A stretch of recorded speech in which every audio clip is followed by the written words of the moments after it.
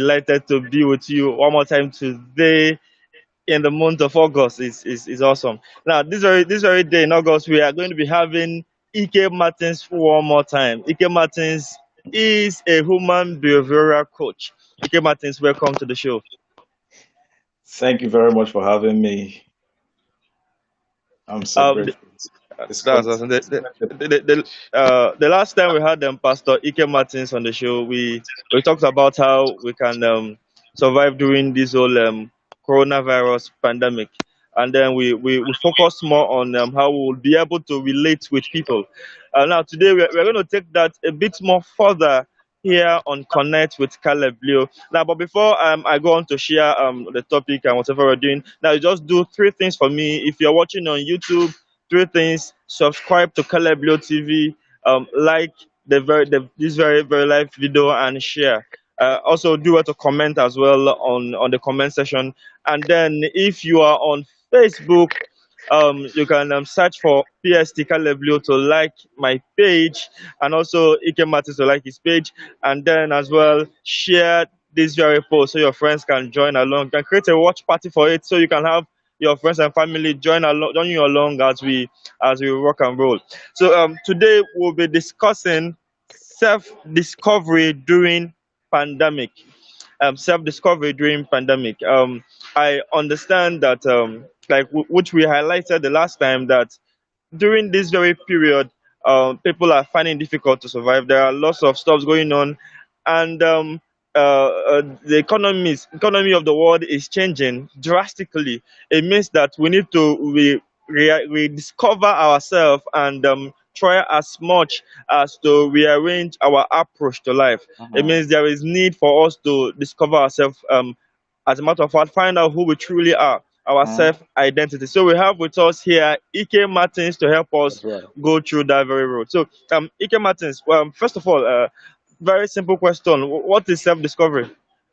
You said something about discovering ourselves during this pandemic period, and I want to start by saying that during this pandemic period, it was quite a time of self discovery for me because at some point I had to leave every social media, and I deleted all my social media accounts entirely because I found that I was kind of giving so much attention to social media, even more than myself, that I don't know myself anymore. So I have to dive into certain area of self discovery. I have to discover my innate potentials, and that I can take full control of myself, of my behaviors.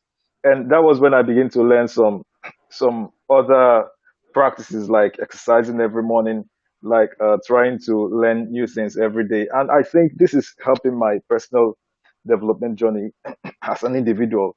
So I think I buy to your idea that the time of this pandemic is a very good time for people to develop themselves, get books, and engage in practical skills that's going to develop you as a person. I really buy with what you said.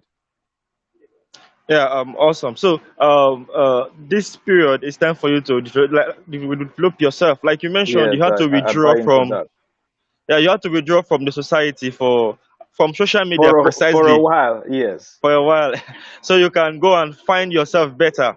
And now you're back online and you're beginning to express your real self, who you are. You're beginning to express to the world, so you can be your true self. So, how can one discover his self concept? How can one as a matter of fact discover himself so he can begin to develop himself? How can he discover his own self concept? I think the subject of discovering our self concept is quite very intricate, I must say, because uh, according to psychologists, they said that children begin to have some sense of self. I think when they get to 3 years Mm. of age, that is when they begin to have some sense of self. But before then, if a child gets in the mirror, the child thinks is another child, There's uh, this experiment that they put up, that maybe you can try putting a spot on a child's face that is below three, and you Okay. most of the times you're going to see that when the child gets to the mirror, the child doesn't really recognize that it is him, because the child would try to remove what is in the other child's nose, Oh, thinking that oh, oh, this oh, is oh, oh. some other child, because he Whoa. hasn't developed that sense of self. But then when a child gets to three, the child begins to develop a sense of self, and when the child sees his or herself in the mirror, is this is me, and then a spot is in his or her nose. He doesn't go direct to the child in the mirror, but he points direct to his face to remove the spot in his face. And so children develop that sense of self from when they get to three, and then but there is a kind of difference between the sense of self we have as older people and the sense of self that children have, because when we grow into adolescence, and grow into adulthood, we begin to see ourselves from an abstract concept. And what I mean by an abstract concept is that being elderly people, we tend to stand by the side, and then we look at ourselves. You see, Mm. that is what demarcates us from children. That as adults, children don't really have this sense of low self-esteem. A child, when you see a child tends to be bold, but as adults, because of our ability to see ourselves from an abstract concept, we have to stand by the side, and then we have to look ourselves and say, okay, I am not bold, I am not handsome, I am not this, I am not that, because you've grown enough to look at yourself, from an abstract concept. But a child does not Okay. have the ability. Yes, that a child doesn't look at himself from an abstract ability. Sorry, from an abstract concept. A child have his self, image directly from their concept of who they are. Okay, so and and then growing up, like I said, we have this abstract concept of ourselves, which some of the times it is what gives us low self-esteem or high self-esteem, as the case may be, because we tend to stand by the side and then look at ourselves and say, this is who I am. So the question you asked, how do we develop our self Self concept? concept. Yes, I think self concept is what we develop as human beings. Like is in the process of our development. It's a natural process, yes, in our development. And I think self-concept is a very important stage when we talk about self-development. Is a very, very important stage, because self-concept is the first, or let me put it this way, is a fundamental level of personal development, because you can't develop your person if you don't develop an image of what you see, that this is who I am. Okay. Yeah. So based on your analysis, it means that both consciously and unconsciously we develop self concept of who we are. So Yes, yeah, so even when we are not aware of it what's going happens on, we naturally. yeah, it's a natural phenomenon that just It's a keeps happening. natural phenomenon. Everybody has a self concept of who they are. Yeah, Growing up, I used to be a bit timid, like standing before the camera this way. I used to be very, very timid. yeah. I find it very difficult. As a matter of fact, even when I was pushed to stand before the crowd to do some stuff as senior prefect or senior Be- boy, I had to because push you've myself. because you've learned to look at yourself from an abstract concept, like to stand away from yourself and then look at yourself. Exactly, exactly. So I had to push myself through all those. Mm. Does it mean that if it's whether consciously or unconsciously a natural phenomenon, does it mean that your environment where you grow up, the people around you can actually affect your self concept? Yeah, of course, yes. Our environment does so much in trying to condition our behaviors and the concept we have of ourselves. Because, in fact, as a matter of fact, I was teaching a class some days ago, and I said something that I think to me is very profound. I said you cannot define EKG as as a person. You can't define me in isolation, because for you to get an aggregate definition of who I am, you have to define me from my experience, my background, where I came from, Yeah. yeah, the pains I've gone through, the hurts Mm. I've been through, the times of happiness and the times of joy. You have to put everything together to define, to have a concrete definition of who I am exactly. So the environment we live, or in which we grew up from, it plays so much role in the image we develop of ourselves. And I'm going to give you some kind of example. I had never knew I had I never knew anything about color until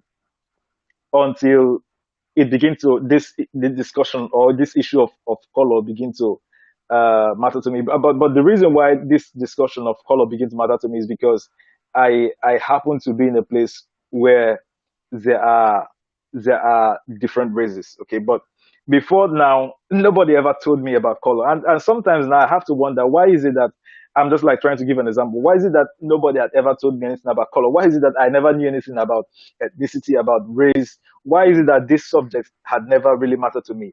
But I think that the issue is not that this subject had not really mattered to me, but it hasn't really consciously mattered to me, but Oh yeah. subconsciously, yeah, these Yeah. things have always been grained deeply in me. Because growing up, we grew up in the Bible study, children Yeah. Bible study session, Yeah. Yeah. Sure. and and, Yeah. and then and then growing up in the children Bible study session, we used to have pictures, this book of Bible stories, and most of the pictures that we learned with it was pictures of Caucasians, of white folks, Yeah.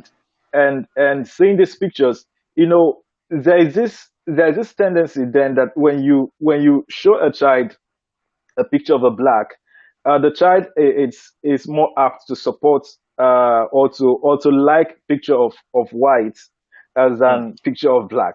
And Yeah. in psychology, this is called a racial dissonance, because a racial dissonance is a tendency for one to support or to patronize, to be patriotic towards another race other than the race they fundamentally came from. But the question Mm. is, why won't we hate black? Or not really that we hated black, but why won't we be less patriotic of the black color? The reason is because already we've had this mental picture that, of course, everything about black is wrong, is not good, is evil, is Satan, is devilish. After all, devil has been painted as a black man with horns, Exactly. and With so, horn, with yeah, two with horns. on. So you see, these things begin to like develop. Like we begin to have a kind of different self concept, and this begin to shift us from who we are fundamentally as an ethnic group. Because I tend to believe now that you can't just define yourself away from your ethnicity. Because No, no, you you see, can't. yeah, there's a point you get in your life, you understand that you cannot define yourself away from your ethnicity. Because this is a matter of fact, when you talk about self-development, when you talk about self-concept, everything begins with your ethnicity, it begins with your race, it begins with your color. I begin to wonder why these things have never really mattered to me before. But whether it mattered to me consciously or not, I found out that these things had grown with most of us. That a lot of people now, like right now, you see a lot of people, uh, who are contribute. Like most of the time, they want to like bleach their skin, and then they want to be who fundamentally they are not. And I Mm. think all these things are as a result of racial dissonance, that it is a psychological problem, is a way that we have been conditioned in our mind. What I'm trying to say is that our environment, when I'm talking about environment, I'm talking about the school system, I'm talking about the government, I'm talking Yeah. about family, I'm talking about uh, about our inter interpersonal relationship. Okay, there is Mm. interpersonal relationship, there's intrapersonal is the relationship we have with our own self. But the area I'm talking about is our interpersonal relationships, with Yeah. the universe.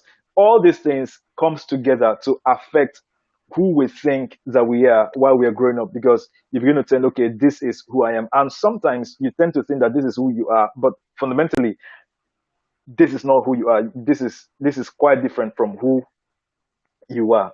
Okay, so I must say I support the notion that the environment, yes, frames or conditions our self concept. Yeah, based on this now, looking at our the predominant situation we are in, this is we are still in on a global pandemic. The pandemic is Mm-hmm. not over yet. Mm-hmm. The world is trying to get back together, but we are there are fears of the whole virus coming up a second time again, and Mm-hmm. people getting infected all over again, and then Mm-hmm. the fear is this second time may be worse. So there are chances of another lockdown happening again. But even if it doesn't happen, Don't I'll be even talk about that because I'm scared of lockdown. no, but there is this probability that if we don't reduce the measures consciously, and then if you're not careful enough, history actually says that this can happen again. These are historical facts, so we have to learn Wow. from history. Now, if we don't learn from history, the human race does not learn from history. If Mm-hmm. our governments of the world as a whole, if the UN and world powers like the US, UK, and France, all these big nations, including Nigeria, if Mm-hmm. Africa and Europe doesn't learn from history, history will repeat itself, and history doesn't respect Mm-hmm. anybody. History is not scared of. It doesn't matter if we are tired of it. We have to do what is right, and we have to reduce the measures carefully and slowly. But with presently what's happening now, even if there is no second wave of the whole pandemic, there will be a recession that will come. People will lose jobs. People are Mm-hmm. already losing jobs. Yeah, The yeah, yeah. economy is changing. The way people react now. Now we're having live videos, live. There are more things happening online now, so it Mm. means that things have changed. Now, how can we now? We are born in the 20th century. I understand those born in 21st century by now they are ready for this new wave. They've repositioned themselves for this very new internet race because Mm. this is their generation. But we that we are born in the 20th century and those Mm-hmm. born 19th century, how can we now create the perfect environment to rediscover ourselves? Because there is need for self-discovery based on present reality. You don't discover yourself fully. I believe self-discovery is a process, and as times change, you rediscover yourself and what you're doing and who you are. So how can anybody, how can a 20th century man or even someone born in the 21st century create the perfect environment based on the present scenario to rediscover himself? I'm still in between. I'm still doubt. I still don't know whether I was born in 20th century or 21st century because You are born 20th century.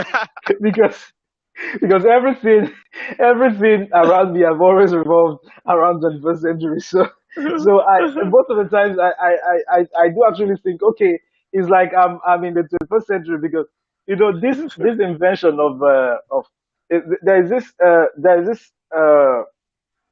this level of human environment that's called the chrono system, and the chrono system, there are things that happens in a passage of time. Like, the concept is that everything that happens in a passage of time have a way it changes history, and it has a way of producing a different kind of generation. I'm going to give an example. For instance, in the 1980s, that was when the new technology rose. The television, the radio, phones, and all that. And it was in this time that the new technology roles that we have, the millennials, which are people of our time. Yeah, yeah. Yes, that's people from around 1980 to towards 2000. Yeah. 2010 or thereabouts. Yes, and in the same way, I think, personally, I believe that this period of lockdown, this virus period, or this world pandemic, whatever that recently happened, I think this thing, that there is going to be a way it's going to impact. the world, and the kind of impact it's going to be having on the world is going to be very significant, because I think this very pandemic is going to produce a different generation of people entirely. Okay, because everything that happens that that impacts the world in a very significant way produces another set of people that comes. So I Yeah. think that these millennials, like the people of our contemporaries, we are facing away, and another generation is going to be coming Generation entirely. Z. Because No, yes, they are up already. Generation Z, yeah. they are up already. Those guys are super techie. What do you what do you call I them? don't. Z, Generation Z. Oh, Some Generation people Z. would say, yeah, we Yeah, call yeah, them Z, Generation Z. They are up yeah. already. Yeah, but I think a name hasn't been given to them yet, because maybe a particular name has not, a suitable name has not been found to be given them. But I think another generation is going to be rising, yes, which of course is going to be as a result of the impact that has just happened recently. So the question of how we can create a more perfect environment for growth is that I think most of the times we are losing out in what is most important, and what is most important is who we are. We are losing out in our humanity. We are losing out in our sense of relationship with divinity. There is this recent article I started writing, which I haven't published yet, but I started writing this article because I began to get some, I'll call it personal, I'll call it revelations concerning certain things. And it's about spirituality, because I think one of the areas we are losing out so much on is spirituality. We are allowing external happenstances to affect who we are on the inside, but there is no way external happenstances can affect our internal self if we don't give it our permission to affect us. So I was kind of projecting this opinion. Not, I think the opinion, I won't call it my personal opinion, because it is verifiable. Like it is established. So it's not my personal opinion. I think it is established. It is biblical that uh, we are, one of the ways we are losing out on is in the area of spirituality. And some of times I get so like, it get me sympathize with people that say I want to grow spiritually. Okay, because uh, our spirit is not an organism. Or the only thing that can grow is an organism. All Mm. right. So yeah. So our spirit is not an organism. So spirituality is something we discover. It's not something we grow. So I think that the spirit is a terrain that we discover and then we walk in. And to cut the whole thing short, I believe one of the vital ways we can create a perfect environment for growth and self development is by awakening ourselves spiritually, awakening Mm. our innermost self, discovering our innermost self. First, this is who I am, because until you discover that this is who you are, then nothing else on the outside world that you can be able to affect, because they will always affect you in a negative way. So I'm going to discuss this more in details as we proceed to further discussions. Yeah, fantastic. Now, while your article is getting ready, once it's up, I'll make it available to everyone who is Mm. following me on my pages. Now, but Thank you as very well, much. I'm also doing some videos on the awakening, and I'll be talking about still on self discovery for social survival, and Yeah. I'll be talking about three kinds of people, and then self discovery. Will discuss who am I, what do I want, how can I get there, and guiding principles that will help me to get there. So we'll help Hmm. you to discover who you are by finding your spirituality. So Hmm. every Friday by 12 noon, the videos will be up on Facebook and YouTube. So you can just go to PST at PST Caleblio or Caleblio TV, subscribe or like or follow us on social media, and then you'll be able to get a hold of I this think that very I series. think I think that series you're doing is very important, because it's a waste of time for us to talk about self-discovery without delving deeply into spirituality. Matter of fact, personally for me, I can't really teach anything much about self-discovery without delving into spirituality. And there is no, whether it is a religious organization, or whether it is a government, or whether it's a social organization I'm talking to. I can't really talk deeply about self-development without delving into spirituality, because Mm. spirituality has so much to do with our self-discovery, our self-concept. Because you can't really understand who you are if you don't understand who's. And like, because we have fundamental Mm. questions we deal with. What am I doing here? There is Yeah, we are always part of something bigger. We yeah, are part yeah, of something that is interconnected. Everything connects. yeah, Whether exactly. whether it is love and hate, whether it is good and evil, whether it is whatever it is, whether you think they are of two opposite sides, everything have a way they connect. Yeah, this Yeah, is so yeah. intricate that I can't begin to like delve into it deeply. But I told a session I was teaching last week. I told them, if you can think about how the spider's web is complicated, how it is connected, every Mm. weave is connected. Yeah, Then yeah, if you can yeah, think about it, then that is how you can think about how connected this universe is. Everything is connected. yeah. Your family is connected to a clan. Your clan is connected to a community. Your community is connected to a country. Your country is connected to a globe. And that is how everything you see is connected in some way. And you cannot have a concrete definition if you don't delve deeply into your spirituality, because that is how you discover who you really are. Yeah, Ike Martins, how time flies, how time really, really, really flies so fast. No, we're having a fantastic session here, and time is Very great session, just I run. must confess. Yeah, but before we run, let's take this along on the road. Let's this very stuff on the road as Hmm. now I was going to ask you the different identity types and how to consciously move from one type to another. But you just in a summary, just give us in a summary, self-discovery process. How someone can discover himself and stages of self-discovery, how you can move from the first stage to another, because I believe since discovering yourself is takes a while, a process, and you have to consciously do it. If you don't do it consciously, you subconsciously discover yourself. So if you want to do it consciously, now what are the conscious steps you take so you can know this is where I am now? I'm at this point A, I've known myself here, this is point B, this is where I am going to. So what are the steps in a nutshell, and how can I move from point A to point B, and then I say I've actually arrived. Now I can say I know myself better. Yeah, there are actually stages of uh, of identity, and which I'm not going to go into it now. But what I'm going to talk about is the categories of identity, and and the types of identity we have. We have identity achievement, of course. People who have defined, this is who I am. I am this, or I am that.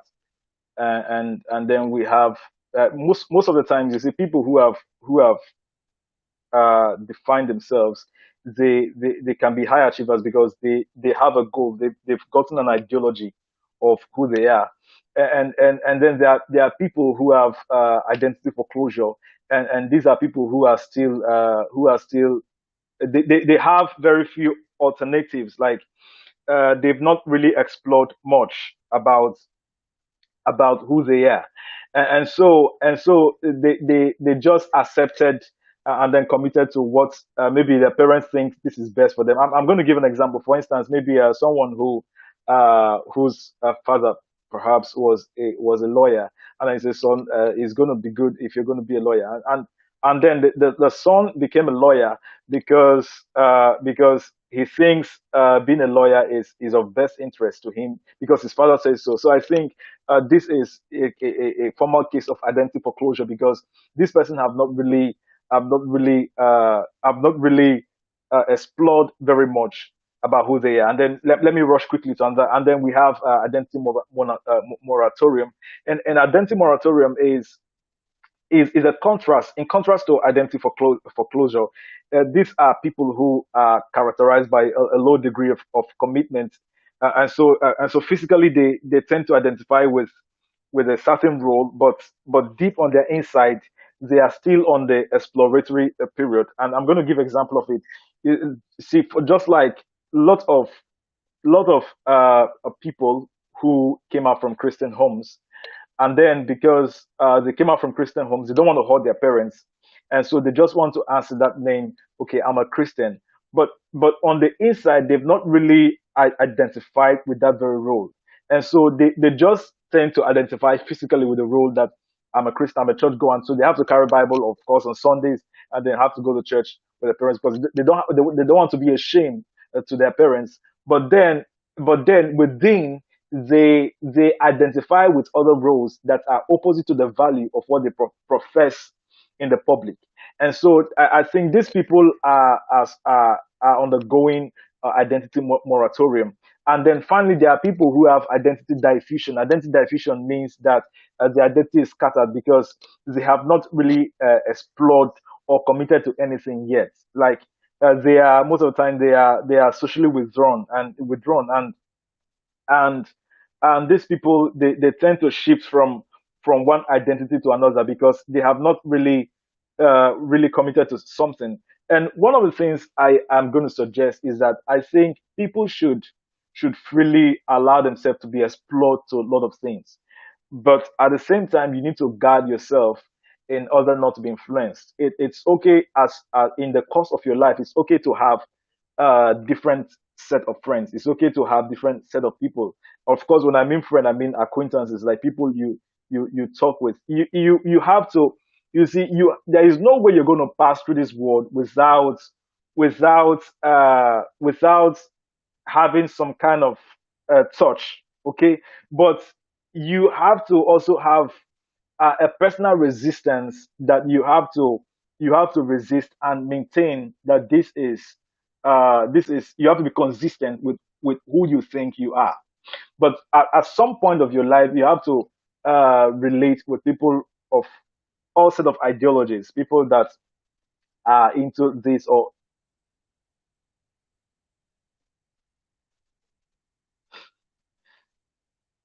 hello, a moment please.